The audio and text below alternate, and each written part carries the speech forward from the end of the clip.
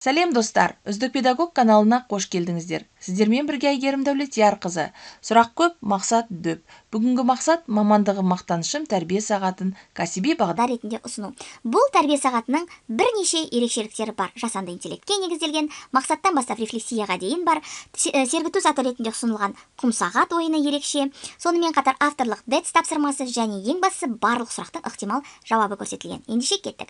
Мақсаты оқушыларға мамандықтардың маңызын түсіндіру, жұмысшы мамандықтарын дәріптеу, ұлттық құндылықтарға негізделген тәрбие беру. Топтастыру. Топтастырған кезде еңбекқорлық құндылығы тобы, адалдық немесе сонымен қатар ұлттық дәстүрлерді құрметтеу құндылығына негізделген топтарға бөлуге болады. Мына алдарыңызда ұсынылған тезистерді қима қағаз ретінде сандықшадан алып берулеріңізге болады, немесе жалпы қиып қоюларыңызға болады. Кім қай оқушыға қандай тезис түседі, сол топқа барып орналасады. Дұрыс жауабы экраннан көрсетіліп тұрады. Мысалы, ұлттық дәстүрлерді құрметтеу құндылығына ата салтың, халықты қалпың, салт дәстүр тәрбие негізі деген сияқты тезистер сай келеді. Сонымен бос қала макеті бірінші тапсырма. Әр топқа осындай суреттер беріледі. Олар дәл осы макеттерге стикерлер арқылы, киндер ойыншықтары арқылы, немесе пластилиннен, ермексаздан жасаған дүниелерді, мамандық иелерін осы жерге орналастыру керек болады. Және сіз жасанды интеллект ұсынған дайын макетті көрсетсеңіздер болады. Сонымен қатар енді дәлелі керек қой. Сол дәлелді ықтимал жауап ретінде ұсынып отырмын. Мәселен, зауыттар мен фабрикалар керек. Оған инженерлер мен техникалық мамандар қажет. Жасыл аймақ қажет. Оған демалыс паркінде жұмыс істейтін экологтар, бағбандар, гидтер қажет. Көлік және логистика аймағы керек. Оған темір жол вокзал, автовокзал енеді. Оған такси жүргізушілері, автобус жүргізушілері, механиктер қажет. Ауруханалар, емханалар, салауатты өмір салтын насихаттайтын орталықтар, мектептер, мұғалімдер қажет деп оқушы өз ойын дәлелді түрде жеткізе алулары керек. Қазақстанды алға жетелейтін еңбек деген тақырып ДЭТС формуласы арқылы орындалса. ДЭТС дегеніміз Д дейміз, Е ерекшелік, Д десек те, С сол үшін. Дәл осы тақырыпқа сіз қалай жауап берер едіңіз? Ықтимал жауапты ұсынайын. Қарапайым жұмысшылар қоғамның негізін қалайтын ең басты тірегі дейміз. Оның ерекшелігі олардың еңбегі әрбір қаланған кірпішпен өсірілген өнімде көрініс табады. Десек те, жұмысшылардың еңбек ақысы мен еңбек жағдайы жиі төмен деңгейде қалады. Сол үшін олардың еңбегін әділ бағалап, жағдайын жақсарту елдің дамуының кепілі. Сіздер де менің авторлық ДЭТС формуламды ұсынып қолданып көріңіздер. Ойды жинақтаудың таптырмас жолы деп айта аламын. Әрі қарай құм сағат ойыны бастайық. Мамандық дегеніміз не? Мінекей.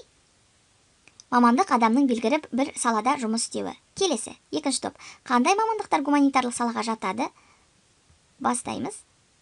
Оқушылар жауап беріп жатқан кезде дұрыс жауабы шығады. Мұғалім, аудармашы, журналист, тарихшы, заңгер. Яғни адамдармен жұмыс істеу керек, Үшінші топ. Қандай мамандықтар техникалық салаға жатады? Бастаймыз. Құм сағат толып жатыр, мінекей. Оған инженер, бағдарламашы, механик, архитектор, IT маманы. Тағы да бірінші топқа қайтып келеміз. Қандай мамандықтар шығармашылыққа негізделген? Режиссер, жазушы, дизайнер, музыкант, суретші. Келесі. Болашақта қандай мамандықтар сұранысқа ие болады? Екінші топтың сұрағы. Киберқауіпсіздік мамандары, экология саласындағы мамандар, IT мамандар, жасанды интеллект саласындағы мамандар. Үшінші топтың сұрағы, мамандық пен хоббидің айырмашылығы неде? Хобби адамдардың бос уақытында спортпен айналысатын ісі, ал мамандық ол табыс табудың кәсібі, көзі дейді. Келесі тапсырма, егер бүкіл әлем тек бір мамандық иелерінен тұрса, эссе жазады, сіз өз нұсқаңызды да ұсына аласыз. Мәселен, егер бүкіл әлемде бір-ақ мамандық болса, қиялға ерік беріп бүкіл әлемде тек бір ғана мамандық қалды деп елестетейік. Бұл қандай мамандық болар еді? Дәрігер ме, мұғалім бе? Әлде фермер ме? Қандай мамандық таңдалса да, ол әлем үшін үлкен қиындықтар мен шектеулер туғызары анық. Мысалы, тек дәрігерлерден тұратын әлемде адамдардың денсаулығы жақсы сақталуы мүмкін, бірақ азық-түлік өндіретін фермерлер, білім беретін мұғалімдер, үйлер мен жолдар салатын құрылысшылар болмайды. Мұндай қоғам ұзақ өмір сүре алмайды. Себебі адамзаттың дамуы тек денсаулық сақтау саласымен шектелмейді. Ал егер тек фермерлер ғана болса, азық-түлік молынан болар еді, бірақ денсаулықты сақтайтын дәрігерлердің болмауынан ауру сырқау көбейіп, халықтың өмір сүру ұзақтығы қысқаруы мүмкін. Құрылысшыларсыз жайлы үйлер салынбайды, ал мұғалімдерсіз жаңа білім беру тоқтап қалар еді. Әлемдегі әр мамандықтың өз орны мен маңызы бар. Олар бір-бірін толықтырып қоғамның дамуына үлес қосады деген эссе өз жалғасын тапса деген ойым бар.